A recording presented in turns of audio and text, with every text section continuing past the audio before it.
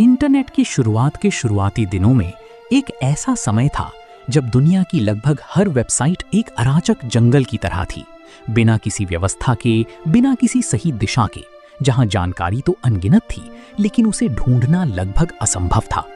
और उसी अराजकता के बीच दो युवा दिमागों ने एक ऐसा सिद्धांत खोज निकाला जो गणित, नेटवर्क थ्योरी और मानव व्यवहार तीनों को जोड़कर पूरी दुनिया की जानकारी को व्यवस्थित कर सकता था। और यही वो क्षण था जिसने आगे चलकर गूगल को जन्म दिया।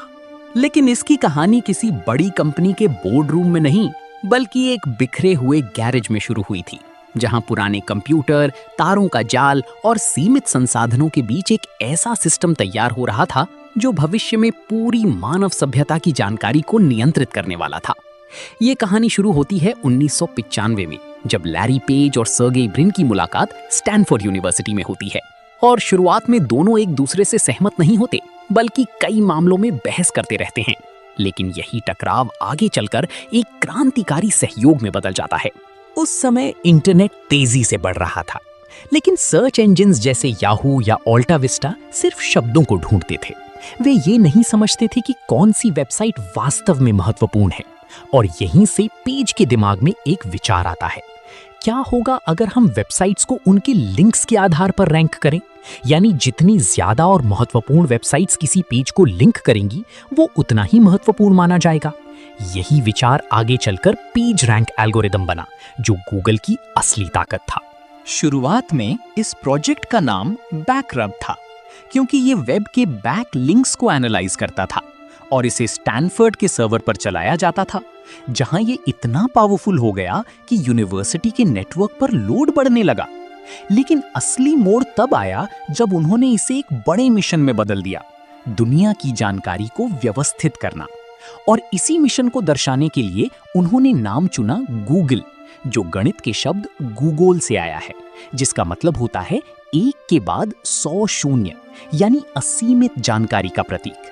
अब सवाल था, इस आइडिया को असली दुनिया में कैसे लाया जाए, क्योंकि उनके पास न पैसा था, न कंपनी, न कोई ऑफिस। और यहीं से शुरू होता है वो गैरेज चैप्टर, जो आज टेक इतिहास का सबसे आइकॉनिक हिस्सा बन चुका है।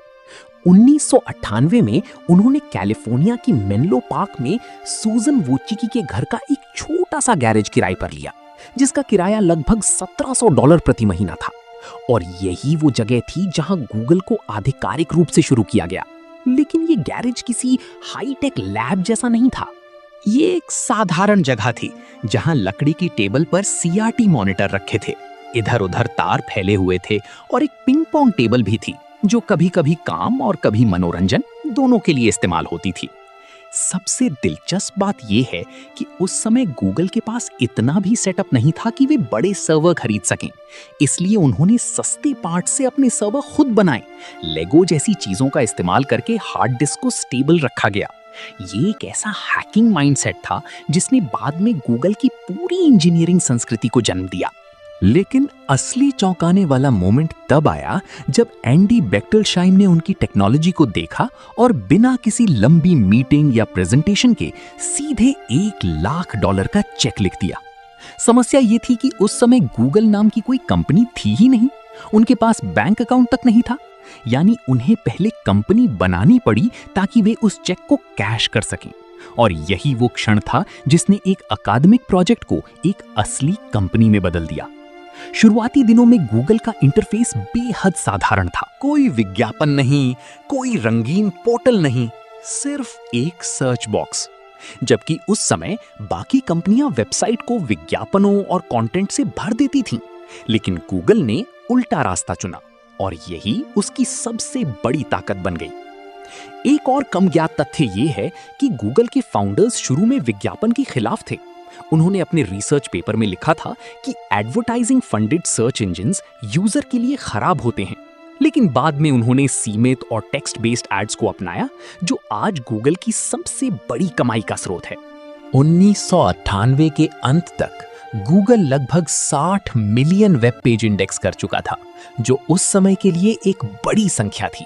और धीरे धीरे ये टेक्नोलॉजी बाकी सर्च इंजनों से बेहतर साबित होने लगी। गैरेज के अंदर काम करने का माहौल भी बेहद अलग था।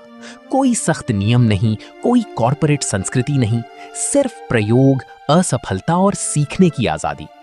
यही कारण है कि गूगल की शुरुआती टीम, जो कुछ ही लोगों की थी, लगातार नए नए प्रयोग करती रही और यही fail fast learn faster philosophy आगे चलकर कंपनी की पहचान बन गई। 1999 में कंपनी गैरेज से निकलकर एक बड़े ऑफिस में शिफ्ट हो गई, लेकिन उस छोटे से गैरेज में जो नींव रखी गई थी वही आगे चलकर $1 ट्रिलियन की कंपनी की आधारशिला बनी। और शायद इस पूरी कहानी का सबसे रहस्यमयी और गहरा पहलू यही है कि ये सिर्फ एक कंपनी की शुरुआत नहीं थी, बल्कि ये उस एल्गोरिदमिक शक्ति का जन्म था जो आज तय करती है कि हम क्या देखते हैं, क्या जानते हैं और क्या नहीं जानते। क्योंकि जब एक सर्च इंजन ये तय करने लगता है कि कौन सी जानकारी महत्वपूर्ण है, तो वो सिर्फ जानकारी को व्यवस्थित नहीं करता, बल्कि वो धीरे धीरे मानव सोच और समाज की दिशा को भी प्रभावित करने लगता है। और यही कारण है कि एक छोटे सी गैरेज में शुरू हुआ ये प्रयोग आज पूरी दुनिया की डिजिटल वास्तविकता को आकार दे रहा है।